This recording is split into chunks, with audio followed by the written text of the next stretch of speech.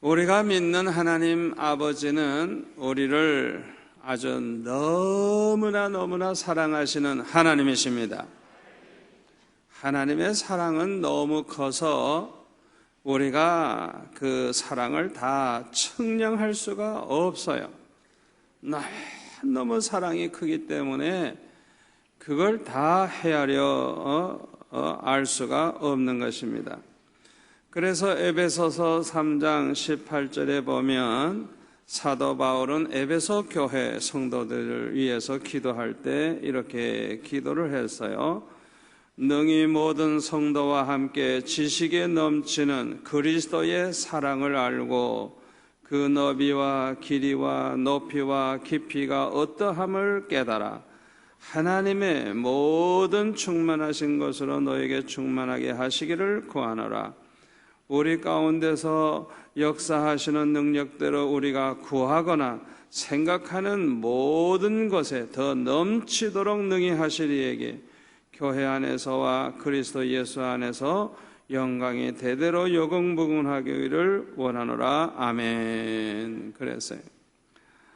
하나님의 사랑, 예수님의 사랑을 알되 그 넓이가 얼마나 넓고 길이가 얼마나 길고 얼마나 높고 얼마나 깊은지 그 하나님의 사랑을 깨달아 알게 되기를 그렇게 기도하고 있어요. 하나님의 사랑은 너무너무 커요. 너무너무 커서 우리가 다 깨달아 알 수가 없는 것입니다. 하나님의 사랑은 우리가 깨닫게 되는 만큼 행복해져요. 아멘. 하나님의 사랑을 깨닫는 만큼 그 사람은 행복한 삶을 살게 돼요. 하나님의 사랑을 깨닫게 되는 만큼 감사하는 마음이 충만해지고 찬양이 그냥 터져 나오게 되고 기쁨이 넘치게 되고 하나님을 위해서 헌신하게 되고 아주 행복한 삶을 살게 되는 것입니다. 하나님께서는 죄로 말미암아 멸망할 수밖에 없는 우리를 구원하기 위해서 독생자 예수님을 보내주셨습니다. 예수님은 우리의 죄를 대속하기 위해서 우리의 모든 죄를 짊어지시고 십자가에 못 박혀 죽으셨습니다. 예수님의 십자가에 못 박히심으로 우리는 모든 저주로부터 속량함을 받게 되었습니다. 왜 이렇게 하나님은 우리를 사랑하실까요? 하나님이 왜 이렇게도 우리를 사랑하실까요? 그 이유를 우리는 성경에서 찾을 수가 있어요. 그 이유가 뭐냐? 우리는 하나님의 영광을 위하여 창조되었기 때문입니다. 아멘. 이사야 43장 7절에 보면 내 이름으로 불려지는 모든 자 곧 내가 내 영광을 위하여 창조한 자를 오게 하라. 그를 내가 지었고 그를 내가 만들었느니라. 할렐루야. 하나님의 영광을 위해서 창조하셨대요. 하나님의 영광을 위해서. 얼마나 감개무량합니까?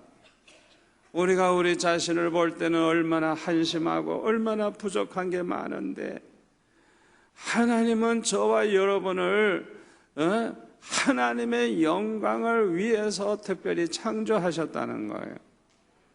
이 말씀을 믿으십니까? 하나님께서는 우리에 대한 계획을 가지고 계세요.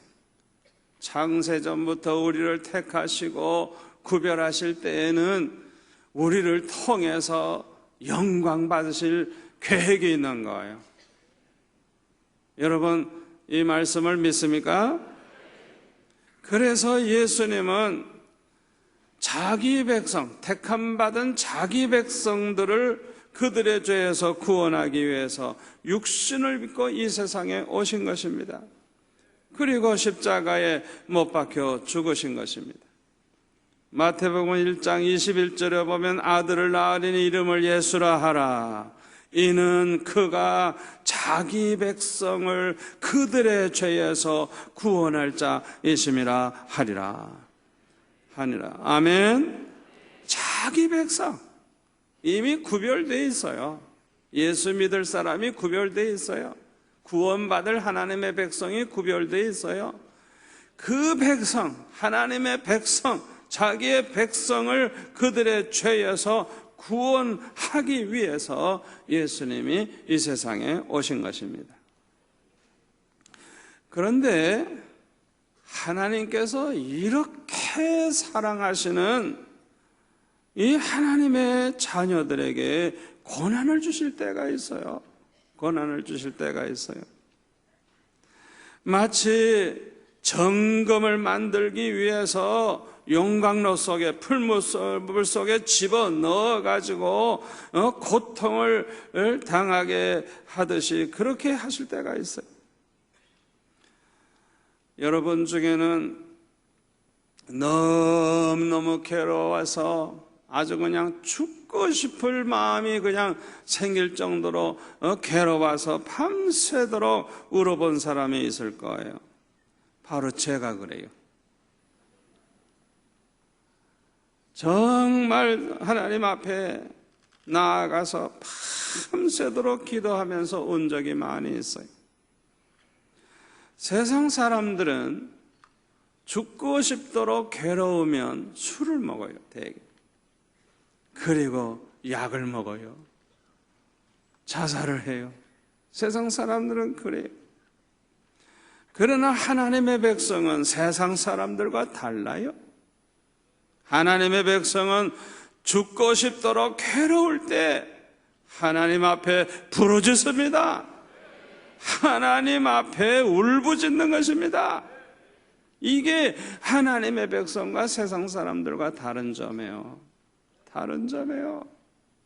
하나님의 백성은 하나님 앞에 울어도 나아가서 하나님 앞에서 부르짖으면서 울어요. 그러다가 하나님의 음성을 듣게 되기도 하고 성령의 불을 받게 되기도 하고 큰 은혜를 받게 되는 것입니다. 주님을 만나는 체험을 하게 되는 것입니다. 어떤 개척교회를 하시는 그 목사님의 사모님은 아주 억울한 일을 당해가지고 얼마나 고통이 되는지 죽고 싶은 마음으로 하나님 앞에 울면서 기도를 했어요. 정말 이제는 죽고 싶은 마음. 그렇게 그냥 아주 그냥 뼈아픈 그런 눈물을 흘리면서 죽고 싶은 마음으로 기도할 때 주님의 음성을 듣게 됐어요. 내가 왜 네 원수를 사랑하라고 했는 줄 아니? 그것은 내가 네 원수를 사랑해서가 아니고 내가 너를 사랑하기 때문이란다. 이야, 주님이 이렇게 말씀을 해주셨어요.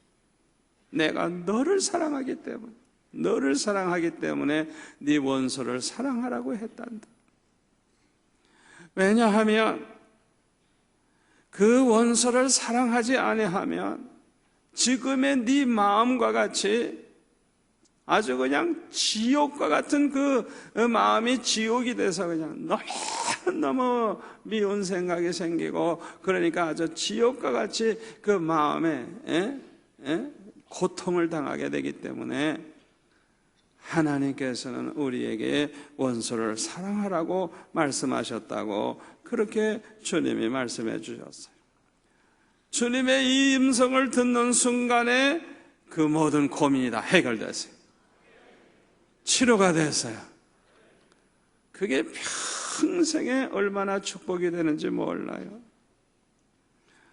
저의 경우에도 너무나도 괴로울 때 그냥 금식하다가 죽을 생각으로 그냥 울부짖으면서 기도를 하다가 주의 음성을 들었어요. 나를 위해서 살아줄 수 없겠니? 나를 위해서 살아줄 수 없겠니? 나를 위해서 살아줄 수 없겠니? 그냥 뭐 죽고 싶은 마음을 가지고 금식 기도하다가 죽을 생각을 가지고 기도하다가 그렇게 주님의 음성을 들었어요. 그 이후에 지금까지 하나님이 저를 인도하시고 축복하시고 책임져 주시고 얼마나 하나님께서 말씀하신 대로 저를 사용하시는지 너무너무 복을 받았어요. 아멘. 아멘. 하나님이 사랑하는 자녀들에게 고난을 주실 때는 목적이 있습니다. 우리를 통해서 영광을 받으시기 위해서인 것입니다. 하나님의 영광 받으시기 위해서 우리를 귀하게 쓰시려고 하실 때 고난으로 연단하시는 것입니다. 그래서 욥기 23장 10절에 보면 욥은 이렇게 말합니다. 그러나 내가 가는 길을 그가 아시나니 그가 나를 단련하신 후에는 내가 순금같이 되어 나으리라. 욥이 얼마나 고난을 당했어요. 큰 시험을 당했어요.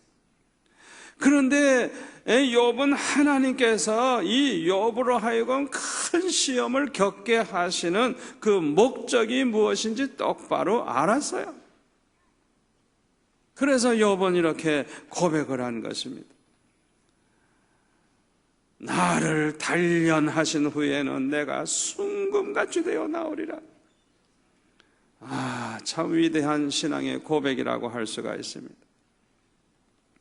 우리 하나님께서는 저와 여러분을 하나님이 영광 받으실 일에 귀하게 쓰시기 위해서 큰 고난을 통과하게 하신다는 걸 믿으시기를 바랍니다. 하나님은 이 고난을 통해서 첫째로는 우리를 정결케 하십니다. 정결케 하세요. 금덩어리를 용광로 속에 집어넣어 가지고 순금으로 만들듯이 이 순금은 그만큼 가치가 있어요. 순금은 그만큼 귀하게 쓰여집니다. 아멘. 디모데후서 2장 20절에 보면은 이런 말씀이 있죠. 큰 집에는 금그릇과 은그릇뿐만 아니라 나무그릇과 질그릇도 있어 귀하게 쓰는 것도 있고 천하게 쓰는 것도 있나니 그러므로 누구든지 이런 것에서 자기를 깨끗하게 하면 귀히 쓰는 그릇이 되어 거룩하고 주인의 쓰심에 합당하며 모든 선한 일에 준비함이 되리라. 또한 너는 청년의 정욕을 피하고 주를 깨끗한 마음으로 부르는 자들과 함께 의와 믿음과 사랑과 화평을 따르라. 그랬어요. 우리 하나님께서는 사랑하는 자에게 고난을 주셔서 그 고난을 통해서 정결케 하시는, 깨끗한 그릇이 되게 하시는 거예요. 예? 그래서 이 깨끗한 그릇이 되게 하셔서 아주 귀한 일에 하나님이 쓰세요. 이렇게 하나님께서 고난을 통해서 우리가 정결케 되는 만큼 복받을 그릇이 됩니다. 아멘. 복받을 그릇이 돼요. 다윗은 고난을 많이 당했어요. 시편을 읽어보면 다윗이 받은 고난이 얼마나 크다는 걸 우리가 이해할 수 있어요. 이 다윗의 위대함이 어디에 있느냐? 그 고난 당할 때 그냥 울분을 품고 그냥 원망불평하고 신세타령한 게 아니라 이 다윗은 그 고난 가운데서 얼마나 깊은 기도를 했는지 몰라요. 그래서 이 다윗은 고난 가운데 기도하게 되고 이 고난 가운데 기도하면서 은혜를 얼마나 받았는지 몰라요. 그래서 이 다윗은 열왕기상 15장 5절에 보면 우리아의 일 햇사람 우리아의 일 외에는 일평생 하나님 앞에서 정직히 행하였다고 그렇게 말씀하고 있어요. 그리고 이 다윗은 이렇게 은혜를 받게 되니까 하나님을 위한 소원을 가지고 살게 됐어요. 하나님을 위한 목표를 가지고 살게 됐어요. 하나님을 위한 꿈을 가지고 살게 됐어요. 이런 사람은 욕심의 노예가 되지 않아요. 그냥 하나님을 위한, 그냥 뭔가 하나님을 위해 해드리고 싶고, 하나님께 영광 돌리고 싶고, 하나님을 위해 뭔가 하고 싶은 그런 사람은 욕심의 노예가 되지 않아요. 그리고 넘치는 축복을 받습니다. 다윗을 보세요. 그렇게 하나님 기뻐하시는 소원을 가지고 살다가 보니까 갈수록 더 거룩해지고 더 거룩해지고 더 거룩해지고. 여러분, 이 다윗은 선지자입니다. 선지자. 그 시편을 읽어보면요, 얼마나 큰 은혜를 받았는가 알 수 있어요. 다윗의 기록한 그 시편을 보면 그가 많은 계시를 받은 거 알 수 있어요. 어떤 구절은 메시아를 예언하고 있어요. 메시아를. 그뿐만 아니라 이 다윗은 갈수록 축복을 더 많이 받고 더 많이 받고 더 많이 받고, 그냥 점점 재산이 더 많아지고 금은보화가 더 많아지고 나라가 더 강해지고 더 커지고. 할렐루야, 할렐루야. 이 다윗이 받은 고난은 고난으로 끝난 게 아니에요. 이 고난을 통해서 아주 정결한 그릇이 된 거예요. 이 고난을 통해서 아주 복받을 그릇이 된 거예요. 하나님이 귀하게 쓰시고 영광 받으시는 그릇이 된 거예요. 에베소서 3장 20절에 보면은 하나님은 우리가 구하는 것뿐만 아니고 생각하는 것까지 모든 것에 더 넘치도록 하시는 분이라 그랬어요.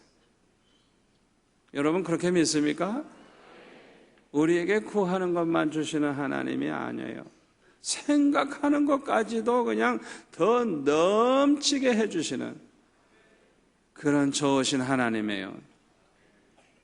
그런데 왜 기도의 응답을 받지 못합니까? 우리가 우리 자신만 생각하고 우리 자신만 위해서 살기 때문인 것입니다. 자기 생각만 하는 거예요. 자꾸 자기 생각만, 자기만 생각하는 거예요. 그러다가 보니까 욕심의 노예가 되고, 욕심의 노예가 되니까 얼마나 죄를 많이 범하게 되는지 몰라요. 시편 66편 18절에 보면 내가 내 마음에 죄악을 품었더라면 주께서 듣지 아니하시리라. 우리 마음속에 죄악을 품고 있어 보세요. 기도 응답이 되겠어요? 그 죄가 하나님과 우리 사이를 가로막아요. 가로막아. 축복을 가로막고 은혜 받는 길을 가로막고 가로막아요. 기도 응답이 안 돼요. 시편 94편 9절에 보면 귀를 지으신 이가 듣지 아니하시랴, 눈을 만드신 이가 보지 아니하시랴. 그렇습니다. 우리 하나님은 우리의 기도 소리를 듣고 계십니다. 하나님은 우리의 형편을 아십니다. 우리의 소원을 아십니다. 우리의 생각을 아십니다. 우리에게 뭐가 필요한지, 우리가 어디가 아픈지, 어떤 걱정을 가지고 있는지 다 아시는 하나님이에요. 눈을 지으신 하나님이 어찌 우리를 보지 못하시겠어요? 하나님의 눈은 우리의 겉만 보는 게 아니라 속까지 꿰뚫어 보시는 하나님이십니다. 아멘. 그런데 왜 응답하지 아니하십니까? 우리 마음속에 죄악을 품고 있기 때문에 그래요. 우리의 마음이 정결하지 않기 때문에 그래요. 여러분 잘 들으세요. 이 세상 축복을 받는 것보다 더 귀하고 더 큰 복이 뭐냐? 하나님의 거룩한 백성이 되는 겁니다. 그렇게 믿습니까? 세상에서 뭐 잘 살고 출세하고 뭐 세상에서 영광 받는 것보다 하나님의 거룩한 백성이 되는 것. 그래서 하나님의 영광을 위해 쓰임받고 복받을 그릇이 되는 것. 이게 사실은 더 귀한 복인 줄로 믿습니다. 그래서 우리 하나님께서는 우리를 거룩한 백성 만들기 위해서 고난을 주셔서 우리를 연단하시는 거예요. 두 번째로 하나님은 이 고난을 통해서 우리를 겸손하게 하세요. 겸손하게. 하나님은 교만한 자를 아주 싫어하십니다. 잠언 6장 16절 17절에 보면 하나님은 교만한 자를 너무너무 싫어하세요. 또 하나님은 교만한 자를 미워하신다 그랬어요. 잠언 16장 5절. 그래서 하나님은 교만한 자를 물리치신대요. 야고보서 4장 6절에 보니까 물리치신, 저리 가. 물리쳐버려. 교만한 인간 아예 보기도 싫고 그냥 물리치신대요. 베드로전서 5장 5절에 보면 하나님은 교만한 자를 대적하신대요. 대적. 예? 원수 대하듯이 하신대요. 하나님은 교만한 자를 낮아지게 하신다 그랬어요. 잠언 29장 23절에. 하나님은 교만한 자의 집을 망하게 하신다 그랬어요. 그 집을 헐어버린대요. 잠언 15장 25절. 얼마나 교만한 자를 하나님이 싫어하시는지. 예? 교만한 자는 다 망하게 하신다. 그래서 교만은 패망의 선봉이요 넘어짐의 앞잡이라 그랬어요. 교만은 멸망의 선봉이라 그랬어요. 잠언 16장 18절 18장 12절 성경 많이 있어요. 하나님은 왜 이렇게 교만한 자를 싫어하시는 줄 압니까? 첫째로 교만한 자는요 순종하지 않기 때문에 그래요. 여러분, 감히 하나님의 말씀에 어떻게 우리가 불순종할 수가 있습니까?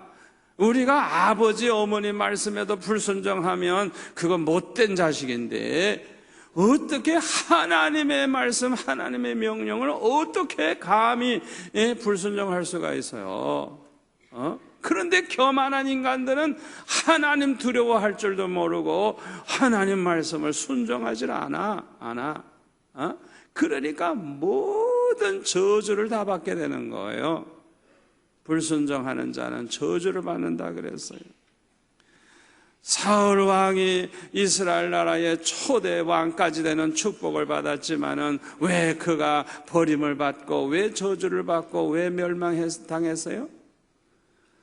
아말렉 원수들을 물리칠 때에 그냥 사람뿐만 아니라 짐승까지 그냥 다 멸하라고 명령을 하셨는데 욕심의 눈이 어두워가지고 그냥 살찐 소와 양을 죽이지 않고 다 가지고 왔어. 예? 하나님 두려워할 줄 알아야 되는데 하나님 두려워할 줄 모르고 불순종을 했어요. 그런 말미암아 이 사울은 결국 하나님으로부터 버림받고 하나님이 그에게서 떠나시고 악신이 들어와 가지고 그냥 괴롭히기 시작을 하니까 점점 더 악해지고 더 괴롭고 더 마음의 지옥이 이루어지고 그냥 결국에는 망하고 말잖아요. 왜 교만한 자를 하나님이 미워하시느냐? 교만한 자는 건방지게도 하나님 앞에도 순종하지 않아. 이 얼마나 어리석은 사람이에요. 두 번째 이유는 교만한 자는 감사할 줄 모르기 때문에 그래요. 교만한 사람의 특징은요, 원망불평이 많아요. 원망불평이 많고요, 감사할 줄을 몰라.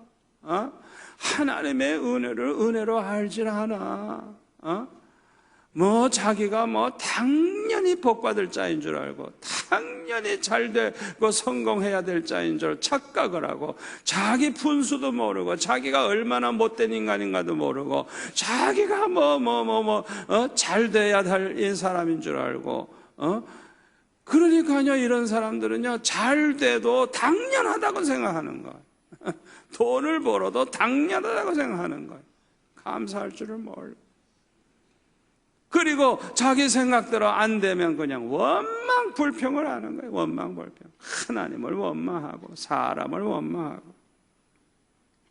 세 번째 이유는 교만한 자는 하나님께 영광 돌리지 아니하기 때문에 교만한 사람은요 하나님이 받으셔야 할 영광을 가로채요. 자기가 영광 받으려고 그래요.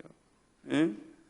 하나님께 영광을 돌려야 되는데 하나님의 은혜로 성공했고 하나님의 은혜로 축복받았고 하나님의 은혜로 돈 벌었고 하나님의 은혜로 건강했고 하나님의 은혜로 승리했는데 그걸 자기가 잘해서 자기가 힘이 있어서 자기가 똑똑해서 자기가 훌륭해서 그래가지고 그냥 영광을 자기가 받아버리는 거예요. 그냥 하나님께 영광 돌리지 아니하고.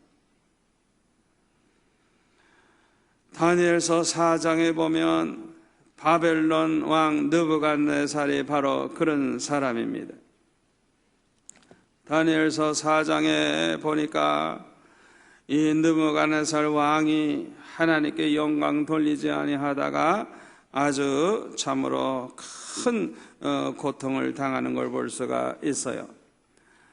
다니엘서 4장 10절에 보면 이런 말씀이 있습니다.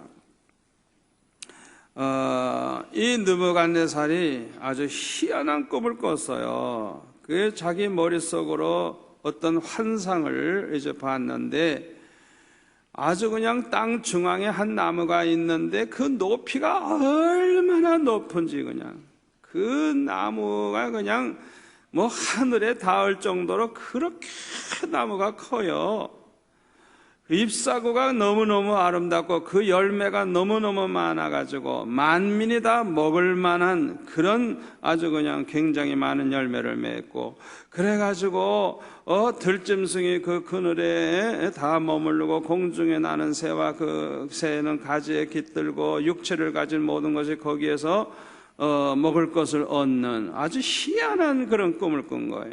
그런데 환상 가운데 또 보니까 한 순찰자, 거룩한 자가 하늘에서 내려와 가지고 이런 말을 합니다.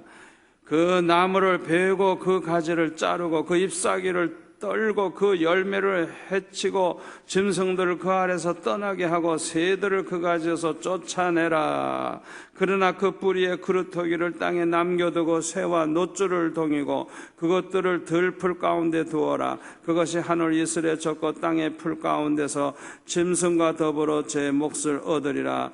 또 그 마음은 변하여 사람의 마음 같지 아니하고 짐승의 마음을 받아 7대를 지나리라. 이는 순찰자의 명령대로요 거룩한 자들의 말대로니 지극히 높으신 이가 사람의 나라를 다스리시며 자기의 뜻대로 그것을 누구에게든지 주시며 또 지극히 천한 자를 그 위에 세우시는 줄을 사람들이 알게 하려 함이라 하였느니라. 이런 꿈을 꿨어요. 다니엘은 22절에 보니까 해석을 합니다. 왕이여, 이 나무는 곧 왕이시여. 이 나무가 바로 왕이라고. 그렇게 하면서 해석을 쭉 해줍니다. 그래서 이렇게 말씀을 잘 전했는데, 그러면 좀 깨달았고 정신을 차려야 되는데 29절에 보면은 12달이 지난 후에 1년쯤 지나가니까 잊어버린 거예요. 꿈을 통해 하나님이 경고하신 걸 잊어버린 거예요. 그래서 바벨론 왕궁 지붕 위에서 거닐면서 이제 천하를 내다보는 것이죠. 나 왕이 말하여 이르되 이 큰 바벨론은 내가 능력과 권세로 건설하여 나의 도성으로 삼고 이것으로 내 위엄의 영광을 나타낸 것이 아니냐 하였더니 이 말이 아직도 나 왕의 입에 있을 때에 하늘에서 소리가 내려 이르되 느부갓네살 왕아 내게 말하노니 나라의 왕위가 내게서 떠났느니라. 네가 사람에게서 쫓겨나서 들짐승과 함께 살면서 소처럼 풀을 먹을 것이요 이와 같이 7대를 지내서 지극히 높으신 이가 사람의 나라를 다스리시며 자기의 뜻대로 그것을 누구에게든지 주시는 줄을 알기까지 이르리라 하더라. 바로 그때에 이 일이 나 느부갓네살에게 응함으로 내가 사람에게서 쫓겨나서 소처럼 풀을 먹으며 몸이 하늘 이슬에 젖고 머리털이 독수리 털과 같이 자랐고 손톱은 새 발톱과 같이 되었더라. 그 기한이 참에 나 느부갓네살이 하루를 우러러 보았더니 내 총명이 다시 내게로 돌아온지라. 이에 내가 지극히 높으신 이에게 감사하며 영생하시는 이를 찬양하고 경배하였더니 경배하였나니 그 권세는 영원한 권세요 그 나라는 대대에 이르리로다. 아멘. 36절에 보면 그때에 내 총명이 내게로 돌아왔고 또 내 나라의 영광에 대하여도 내 위엄과 광명이 내게로 돌아왔고 또 나의 모사들과 관원들이 내게 찾아오니 내가 내 나라에서 다시 세움을 받고 또 지극한 위세가 내게 더하였느니라. 요 37절이 중요해요. 그러므로 지금 나 느부갓네살은 하늘의 왕을 찬양하며 칭송하며 경배하노니 그의 일이 다 진실하고 그의 행하심이 의로우심으로 교만하게 행하는 자를 그가 능히 낮추심이라. 낮추심이라. 아멘.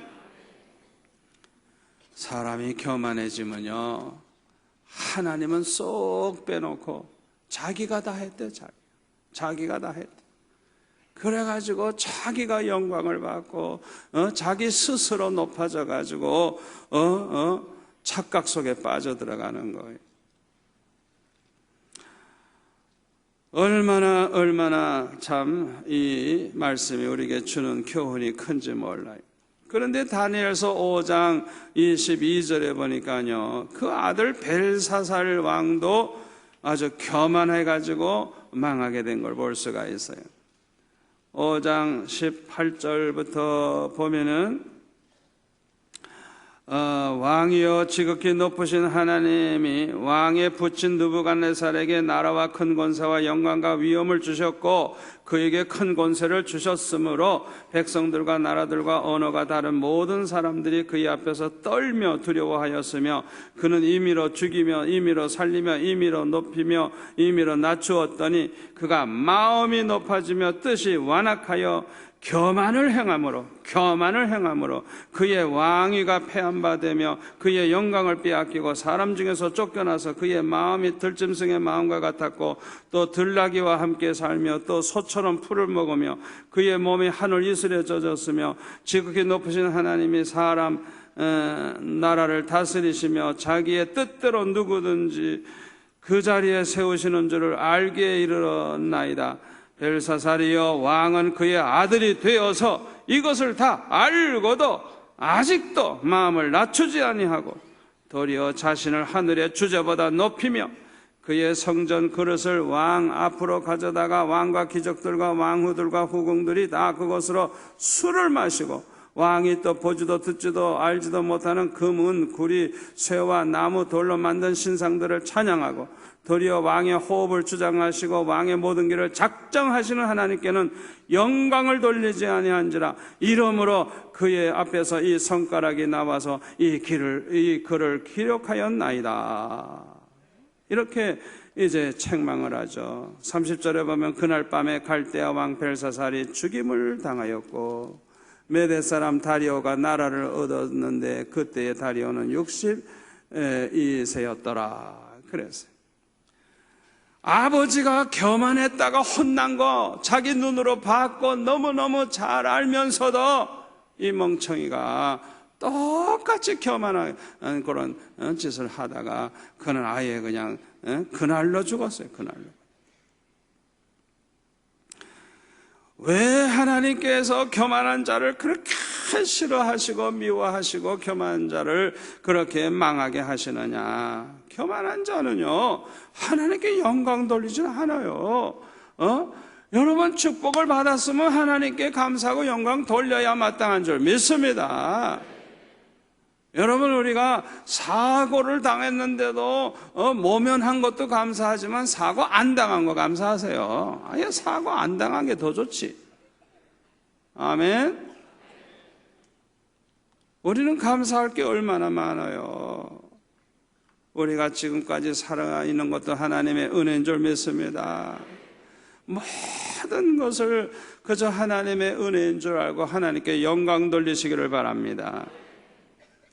네 번째 이유, 왜 교만한 자를 그렇게 하나님이 싫어하시고 미워하시고 망하게 하시느냐? 교만한 자는요, 충고를 듣지 않기 때문입니다.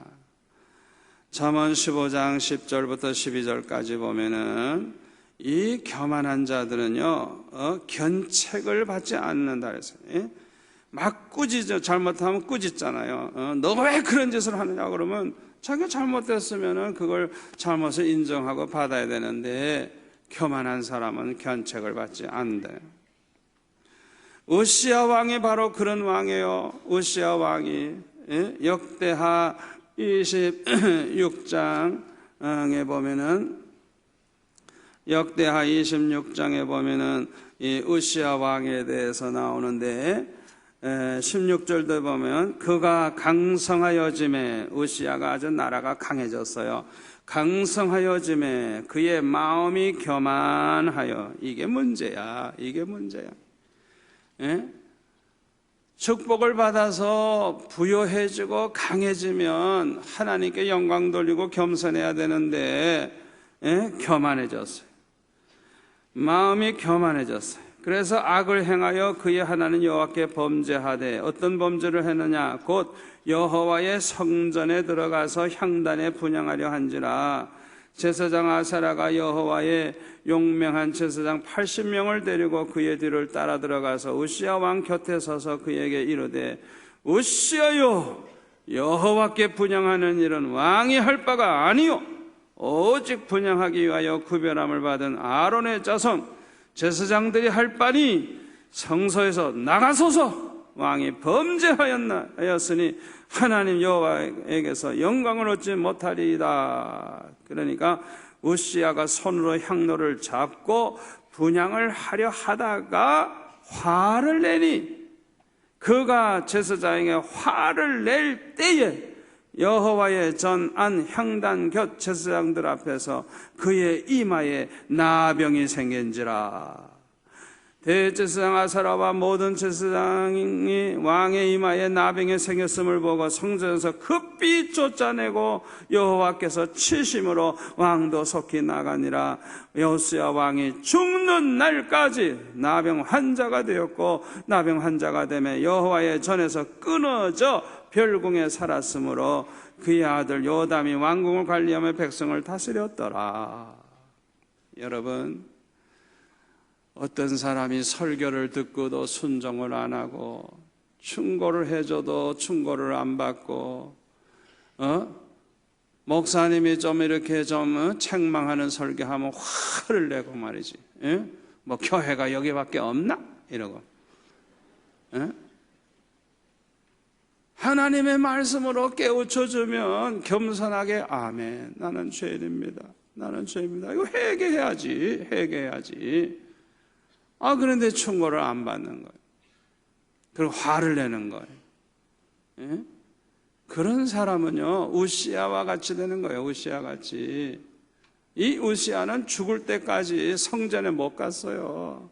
왕자에도 못 앉았어요. 그냥 별궁에 그냥 혼자, 나병 환자니까 그냥 평생 혼자 독방에서 그냥 혼자 그렇게 살다 죽었어요.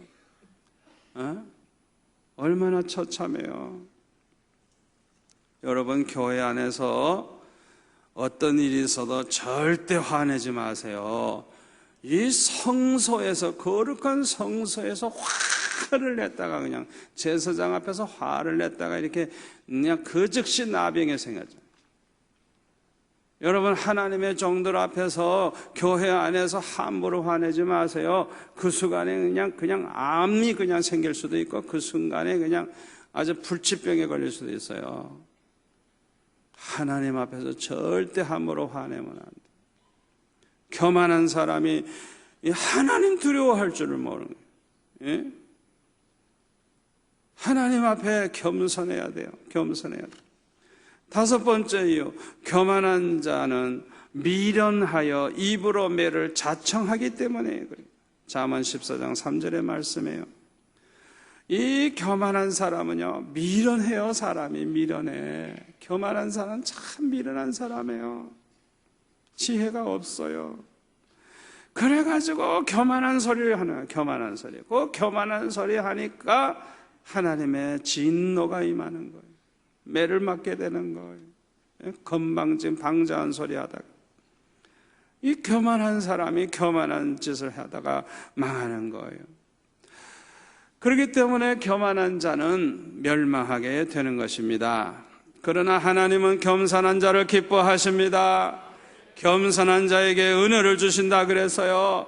겸손한 자를 높이신다 그래서요. 겸손한 자를 아주 높이시는 하나님. 베드로전서 5장 6절에 보면 그렇게 기록되고 있죠. 잠언 15장 33절 겸손은 존귀의 길잡이니라.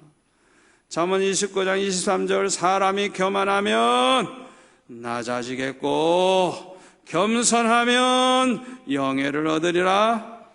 아멘. 잠언 22장 4절 겸손과 여호와를 경외함의 보상은 재물과 영광과 생명이니라.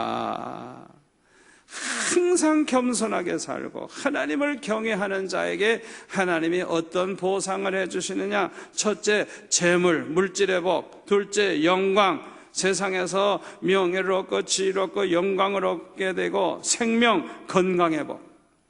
이 중요한 세 가지 복을 보상해 주시겠다고 성경은 말씀하고 있어요. 하나님께서 왜 이렇게 겸손한 자를 이렇게 축복하시는가? 첫 번째 이유는 겸손한 자는 순종을 잘하기 때문에 그래요. 겸손한 사람은요, 감히 하나님 말씀 불순종할 수가 없어요. 어떻게 불순종해요? 겸손한 사람은요, 스승의 말씀에도 순종 잘하고 부모님 말씀에도 순종 잘하고 목사님 말씀에도 순종 잘하고. 겸손한 사람은요 감히 불순종하지 않아요. 그러니까 순종하는 자에게는 모든 복이 임하며 모든 복을 다 누리게 된다고 하나님은 말씀하셨잖아요. 그러니까 겸손한 자는 복받게 돼 있는 거예요. 겸손한 자는 잘되게 돼 있는 거예요. 아멘. 신명기 28장 1절에서 14절까지 나오잖아요. 두 번째로 겸손한 자는 잘 섬기기 때문에 그래요. 겸손한 사람은 하나님을 잘 섬겨요. 겸손한 사람은 교회에서도 얼마나 섬기는 일을 잘하는지 몰라요. 어느 단체든지 마찬가지예요. 잘 섬기는 사람이 머리가 돼요. 아멘. 잘 섬기는 사람이 제일 존경받게 돼 있어요. 잘 섬기는 사람이 바보가 되는 게 아니에요. 잘 섬기는 사람을 하나님이 높이시고 영광을 받으시는 줄 믿습니다. 세 번째 이유는 겸손한 자는 항상 감사하면서 살기 때문에 그래요. 겸손한 사람은 늘 하나님 앞에 감사해요. 늘 하나님의 은혜인 줄 알고 하나님의 그 사랑과 축복을 깨닫고 늘 감사하고 원망불평할 시간이 없어요. 감사하면서 살다가 보니까 범사에 감사하다가 보니까 원망불평할 시간이 없어요. 하나님이 얼마나 기뻐하시겠어요. 네 번째로 겸손한 자는 모든 영광을 하나님께 돌리기 때문입니다. 겸손한 자는 자기가 영광 받으려고 하지 않아요. 뭐가 잘 됐으면 이게 하나님의 은혜입니다. 하나님이 이렇게 해주셨습니다. 우리 수영롭게 이렇게 이게 부흥되는 게 뭐 정목사가 설교 잘해서도 아니고 뭐 인물이 잘나서도 아니고 능력이 있어도 아니고 그저 하나님의 은혜입니다. 99% 그저 성령의 역사입니다. 제가 그렇게 말하는 이유가 거기에 있는 거예요. 그게 뭐 쇼가 아니에요. 목회해보니까 진짜 그래요. 진짜. 아멘. 100% 하나님의 은혜예요. 하나님의 은혜. 아멘. 하나님의 은혜예요. 여러분 모든 영광을 하나님께 돌리시기를 바랍니다. 그냥 자녀들이 잘 됐어요. 그러면 하나님께 영광을 돌리세요. 그냥 하나님의 은혜로 하나님의 축복으로 이렇게 됐다고. 하나님을 기쁘게 해드리세요. 다섯 번째로 겸손한 자는 충고를 잘 받기 때문에 그래요. 교만한 자하고 정반대예요. 겸손한 사람은요, 충고를 해주면 얼마나 달게 받는지 몰라요. 너무너무 고마워해요. 여러분, 그 사람은요, 지혜로운 사람이에요. 아주 지혜로운 사람이에요. 그래서 잠언 11장 2절에 보면 겸손한 자에게는 지혜가 있느니라. 겸손한 자에게는 지혜가 있다. 그 겸손한 사람 참 지혜 있는 사람이에요. 지혜 있는 사람. 우리 하나님께서는 영광 받으시는 일에 우리를 귀하게 쓰시기 위해서 우리를 정결케 하시고 우리를 겸손케 하시는 것입니다. 우리를 정결케 만들고 겸손한 자가 되게 하기 위해서 하나님은 우리에게 고난을 주시는 것입니다. 고린도후서 12장에 보면 사도 바울에게 육체의 가시를 주신 목적이 거기에 있어요.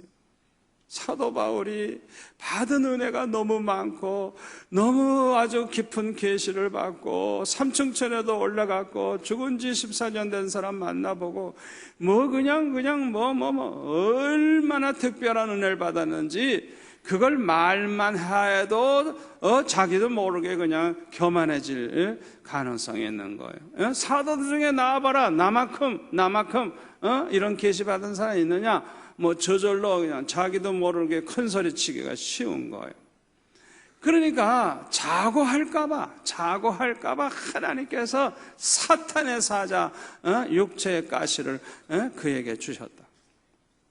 그래가지고 하나님이 그냥 너무너무 육체의 고통을 당하게 하시니까 하나님 앞에 3번 간절히 구했더니 하나님의 응답은 뭐예요?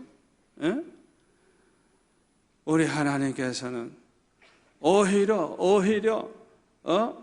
너를 이렇게 약하게 하시는 게 너에게 유익이고 축복이라고 말씀해 주신 거예요. 아멘. 교만해지면 끝나는 거거든요. 교만해지면 끝나는 거예요. 여러분, 우리가 겸손하게 될 수만 있다고 하면 어떤 고난을 받아도 그 고난이 복이 될 줄 믿습니다. 그 고난 자체가 축복이에요. 교만해지면 버림받는 거예요. 교만해지면 망하는 거예요. 우리가 차라리 고통을 당해서라도 겸손해진다고 하면 그게 축복이에요. 그게 축복이에요. 아멘. 사도 바울은 얼마나 복음 전할 때 그냥 핍박을 당하고 그냥 40에 하나 가만매를 그냥 몇 번이나 받고 그냥 얼마나 헐벗고 굶주리고 고난이 많았는지 몰라요. 여러분, 사도 바울과 같이 이런 위대한 종이 좀 건강하고 그런 고난이 없으면 내 생각에는 그냥 아주 그냥 전 세계를 휩쓸고 그냥 한국까지 와서 복음을 전했을지 몰라요. 근데 하나님은 그렇게 하지 않으셨어요. 그냥 가는 곳곳마다 얻어 터지는 거예요. 가는 곳곳마다 그냥 고난이 오는 거예요. 하나님이 그걸 허락하셨기 때문에 고난당하는 거지, 하나님이 허락지 않으면 공중에 나는 새 한 마리도 떨어질 수 없는 거예요. 왜 사도 바울과 같이 위대한 종에게 그 고난을 허락하셨느냐? 첫째는 뭐예요? 항상 정결케 하기 위해서. 언제 순교할지 모르니까 무슨 장가 가고 싶은 생각이 났겠어요? 그런 생각 꿈에도 안 했을 거예요. 세상에 대한 아무 생각도 없었을 거예요. 그냥 빨리 천국 가고 싶은 그 생각밖에 없는 거예요. 그렇잖아요. 천국 가고 싶은 생각밖에 없는 거예요.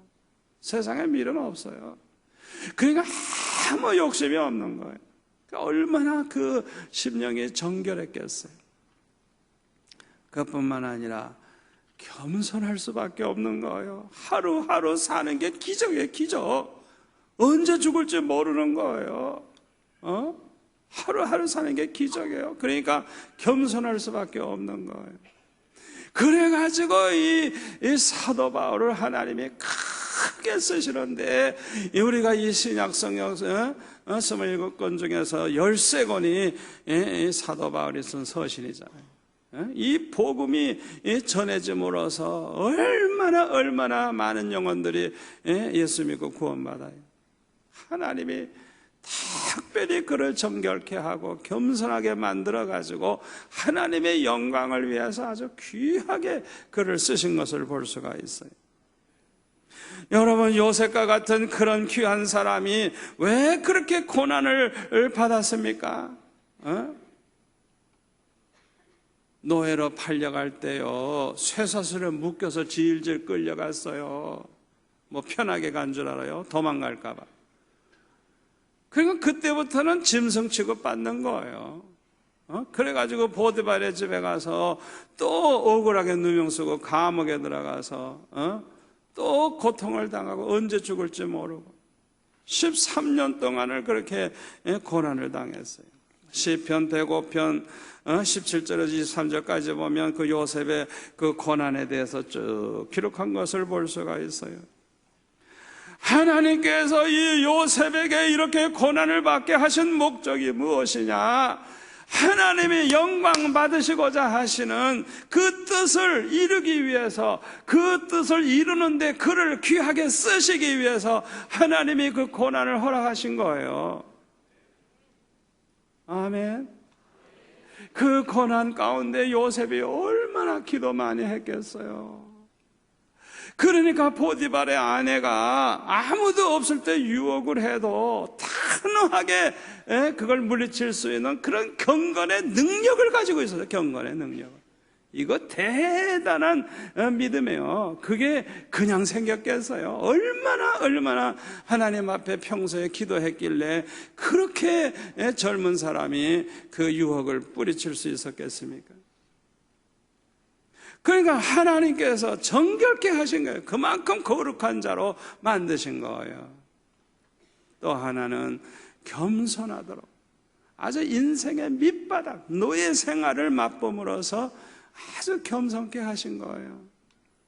그래가지고 하나님께서 애굽의 총리가 되게 하사 굶어 죽을 수밖에 없는 만민을 살아남게 하고 자기 동족을 말이죠 잘 먹여 살려가지고 그냥 처음에는 뭐 그냥 몇 명 안 되는 사람이 왔지만은 나중에는 몇백만 명이 되는 대민족으로 커지잖아요.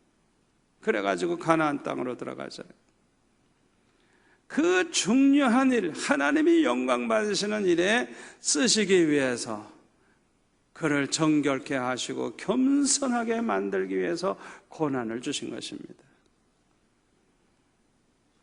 저도 자라날 때 참 너무너무 가난 속에서 고난을 많이 겪었어요.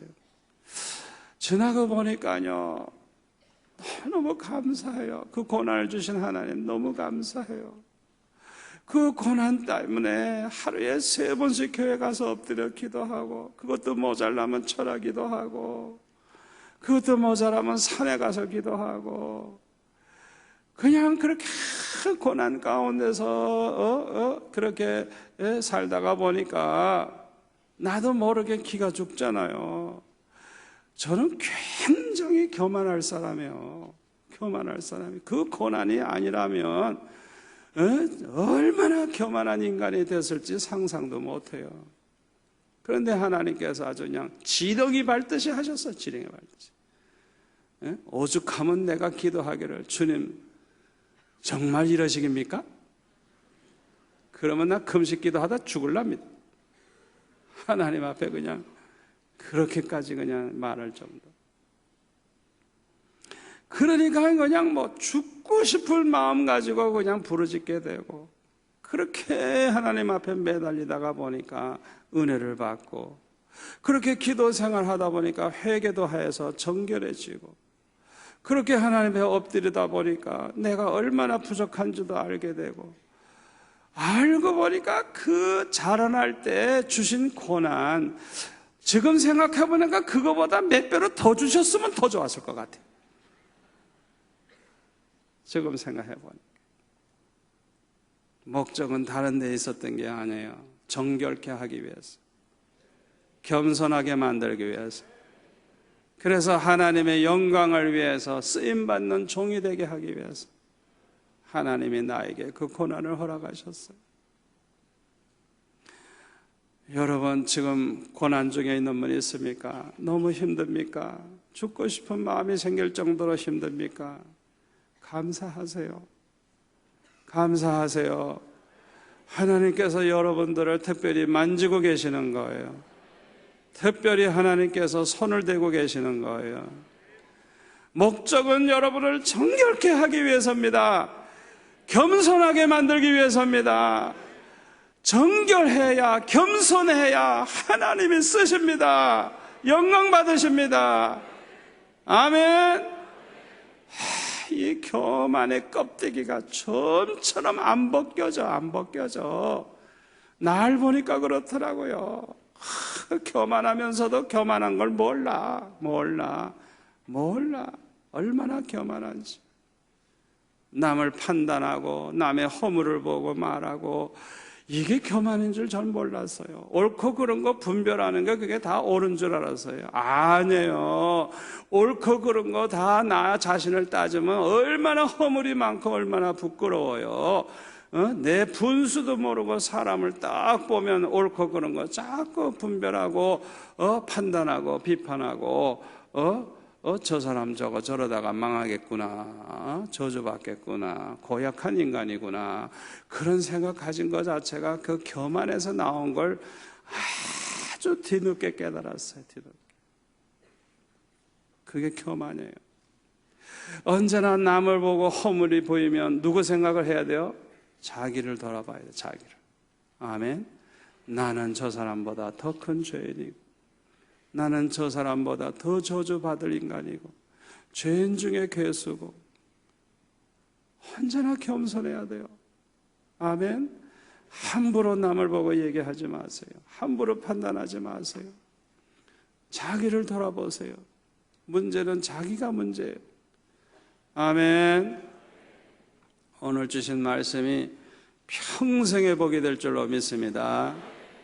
오늘 주신 말씀 마음에 새겨서 평생 이 말씀으로 축복을 받으시기를 바라고, 하나님이 귀히 쓰시는 하나님의 영광을 위한 도구가 되시기를 축원합니다.